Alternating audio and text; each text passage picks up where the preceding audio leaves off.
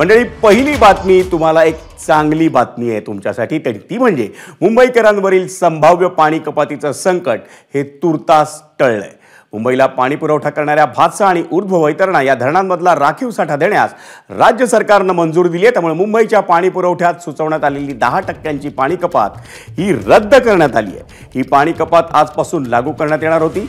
मुंबईला पाणी पुरवठा करणाऱ्या 7 धरणांमध्ये सध्या केवळ 43.16% पाणी साठा आहे। राज्य सरकारनं राखीव साठा मंजूर केल्यानं त्या पाणी साठ्यात आता वाढ होणार आहे। परिणामी यंदाच्या उन्हाळ्यात प्रस्तावित करण्यात आलेली पाणी कपात आता टळली आहे। दरम्यान एकीकडे ही पाणी कपात टळली असली तरी पिसे उदंचन केंद्रात लागलेल्या आगीमुळे मुंबईत सुरू असलेली 15% पाणी कपात 5 मार्चपर्यंत कायम राहणार आहे। पिसे उदंचन केंद्रातल्या आगीत जळालेला एक ट्रान्सफॉर्मर दुरुस्त होण्यासाठी 5 मार्चपर्यंतचा अवधी लागणार आहे।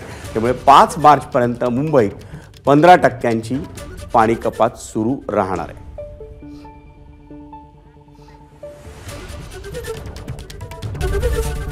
एबीपी माझा, उघडा डोळे बघा नीट।